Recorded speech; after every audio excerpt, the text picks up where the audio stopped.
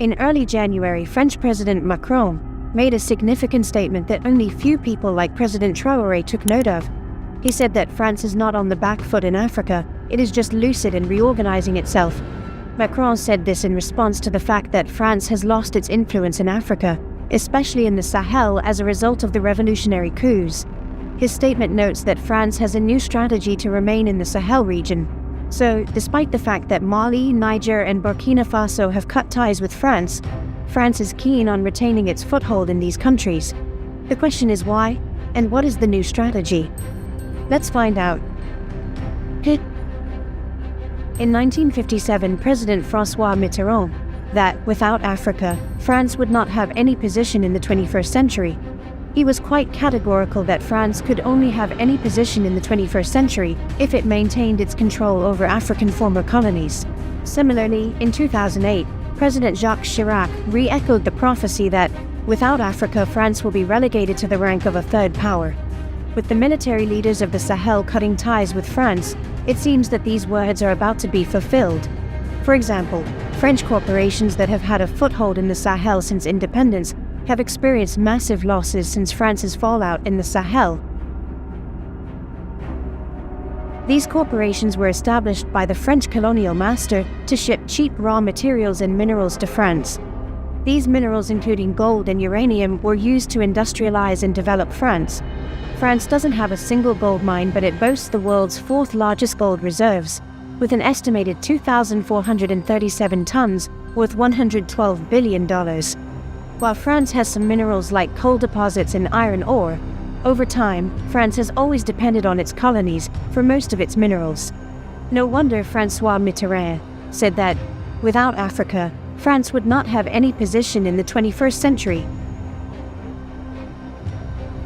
France has built its image of a country with strong economic and industrial strength on the resources of its former colonies.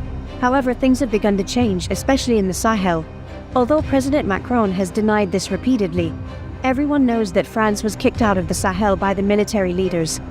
These leaders, despite being condemned by France and its Western allies, have remained resolute in their decision to create a fully independent and sovereign country. This means a country without any iota of France's influence. Before we proceed, here's a reminder to like this video, drop a comment, and subscribe to our channel so that you can have more videos like this. However, this decision is bad news for France, and France, especially its corporations, have begun to feel it. For instance, Air France, France's national airline, reported a loss of €65 million after it was kicked out of the Sahel. When the coup occurred, France immediately suspended visas to Mali, Niger, and Burkina Faso. If you recall, this suspension affected not just ordinary citizens but also students of these countries studying in France. It also affected artists from Mali, Niger, and Burkina Faso. However, France did not care about the consequences of its decision. France thought that this move would push the military leaders out of power, but nothing of such happened. In addition to the suspension of visas, Air France, France's national airline, suspended flights to Mali, Burkina Faso, and Niger.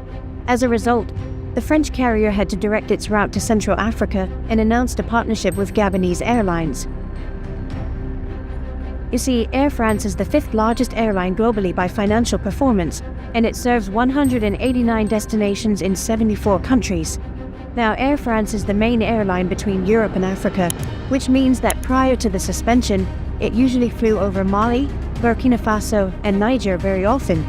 For example, it had 7 flights per week in Mali, 5 flights per week in Burkina Faso, and 4 flights in Niger.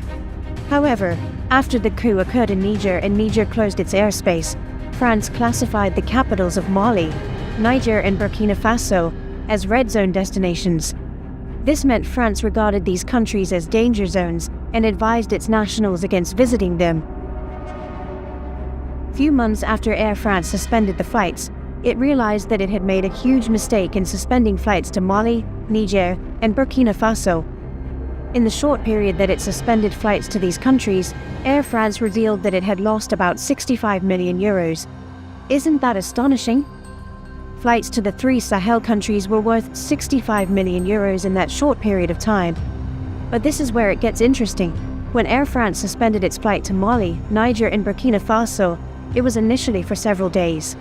But then, for some reason, the airline decided to extend the suspension till August 2024, citing Niger's coup and the geopolitical situation in the Sahel region. However, the authorities in Mali were not happy with the decision, and they retaliated by revoking the Air France permit. Now, in August 2024, Air France announced that it was finally ready to resume service to Mali. According to the Malian officials, the decision was cancelled because the agreement was given without consulting the hierarchy. Can you imagine that? Air France announced that it was going to resume flight operations in the country without consulting the authorities. How does that even make sense? But should we be surprised? It's the typical paternalistic and superiority complex of the West. Well, the authorities in Mali were not ready to take that attitude, and they did what was best for them. Till today, the flights have not resumed. And guess what? The citizens in these countries did not die. But Air France is just one example. What about Orano, the French uranium mining giant company that has been in Niger since independence? Like Air France, Orano is currently in trouble. The company has reported a drop in its share price and has lost its hold on a major uranium mine which it has been operating for years. Now, when the coup in Niger occurred, the head of Macron's Renaissance Party, Sylvain Maillard, spoke on France Info Radio, saying that France is following the situation in Niger very closely, not only in case it endangers the population, but also for its impact on France's economic interests. As you well know, uranium is part of the equation, so we're watching what is happening very attentively, he said.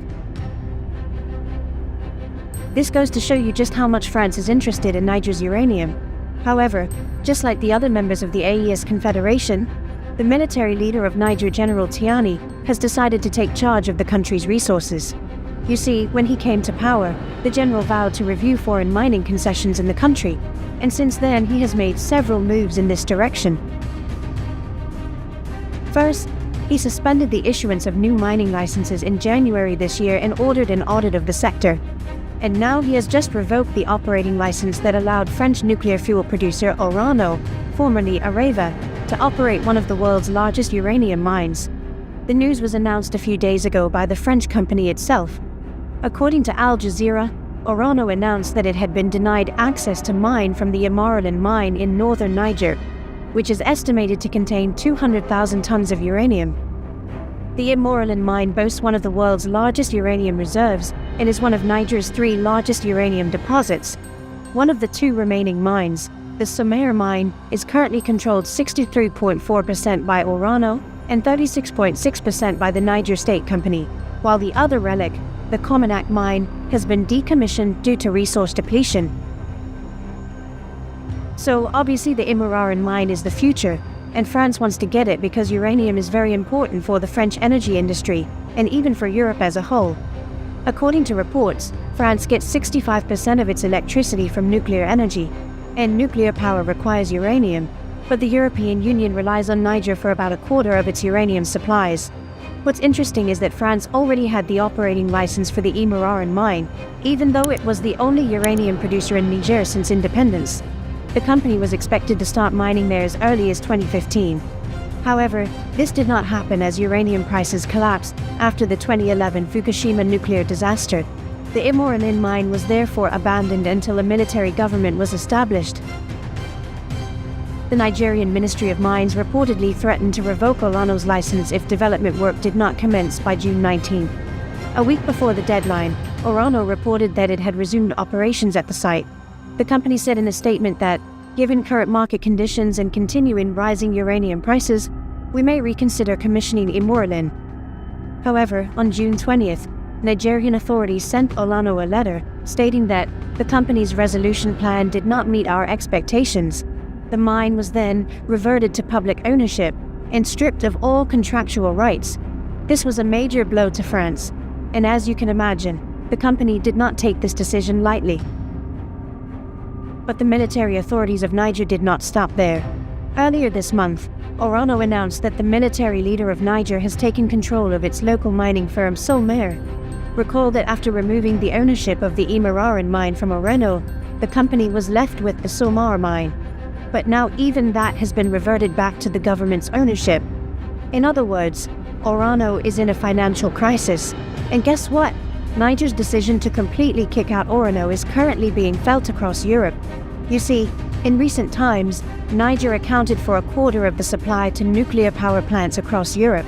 And given that Western countries are struggling to meet the challenge of climate change and cut their carbon emissions from electricity generation, the timing is pretty much awkward. But it's not just French corporations that have been affected by the decisions of the military leaders.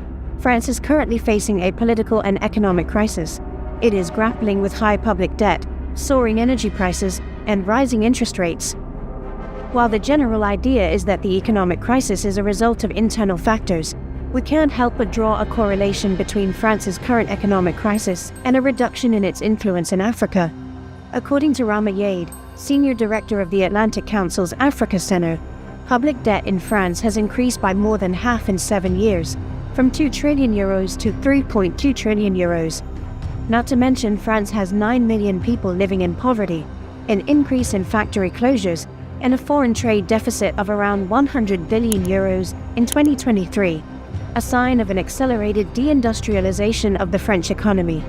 Denis Ferrer, head of Paris-based economic research institute Rexecode, confirmed a similar notion, stating that the French economy has weakened over the past few years. According to him, French and European companies have become less competitive with Chinese ones, as production costs have risen by 25% since 2019. But he added that it was a result of years of high inflation, rising interest rates, and soaring energy prices, especially after Russia invaded Ukraine in February 2022. However, isn't it interesting that this economic crisis is happening at the same time when France's influence has drastically reduced in Africa? With all this, it is pretty clear that Africa is important to France. This has been confirmed by a French scholar, Xavier Renaud. According to him, Africa is critically important to France for several reasons, including maintaining an international status, independent of US and Chinese influences, securing a permanent access to strategic resources, and benefiting from a monopolistic situation. And to attain these objectives and maintain its power over its former colonies, France has to pursue a global policy that is economic, political, and cultural. This is the reason why every successive administration in France has continued the colonial legacy. So you can see why Macron made that statement last month. He said France is not on the back foot in Africa, it is just lucid and reorganizing itself. Now, as we said, only a few people like President Traoré took note of his statement. But what new strategy is Macron planning to implement? The answer can be found in a recent interview made by President Traoré. In the interview, Traoré said, "When I recently heard the words of Emmanuel Macron, I realized that every conscious African needs to understand quickly what he means." General Tiani said not long ago that France simply decided to change its tactics and strategies in Africa. This new tactic is about dissolving some certain elements, but keeping a strong foundation in Africa. And Emmanuel Macron simply confirmed this in his speech, which we should thank him for. If you think about Traoré's words critically, you will know that it makes sense. Every French leader since independence has always had an African strategy, and there is no way that President Macron would easily give that up. Macron knows that he needs Africa. However, since the military leaders have cut ties with him militarily, he has to find another strategy to regain influence in the Sahel. But what exactly is this strategy? Well, in the interview, Traoré said, "They will not leave some countries. They have just dissolved the system. You will no longer see them in bases, but in the embassy they will be there. They will build security companies to secure the companies that exist in these countries. But the soldiers will be there. You will no longer see them in uniforms or gathered in bases. That's all it means. They will reorganize, but they will be there." This is deep, and if you think about it, it does make sense. When Ivory Coast announced that it was kicking out French forces, we were shocked because everyone knows that the president of Ivory Coast is a French puppet. With Traoré's statement, it now makes sense why Ivory Coast kicked French forces out. Obviously, it was a plan made by France to create the narrative that they decided to leave the continent militarily. But as Traoré said, it's a farce. French soldiers will no longer be in Ivory Coast or any other country whose leader is a French puppet. But there will be French security companies, whose mandate will be to continue to protect French interests. Now, Traoré went on to say that Macron spoke of politeness towards certain heads of state by giving them the primacy of announcing the breakup or departure of the French forces, but it doesn't matter to us. This is quite interesting. If you recall in the statement made by Macron, he said that France was not kicked out of the Sahel region. According to Macron, France simply decided to reorganize its African strategy. In his own words, no, France is not on the back foot in Africa, it is just lucid and reorganizing itself. Macron also implied that France already decided to withdraw from the Sahel countries, but decided to allow the countries to announce that they were kicking France out. How exactly does this make sense, and who does Macron want to fool? African countries kicking out French troops and ending things with France humiliated France on the global scene. So how possible is it that France would allow these countries to say something like that if it were not true? Macron is obviously lying and trying to save face. The only country that France can boldly say it decided to leave is Ivory Coast. We all know that the president of Ivory Coast is a French puppet and would never dream of telling France to leave the country. This is why Macron had the boldness to say that some African countries did not want France to leave.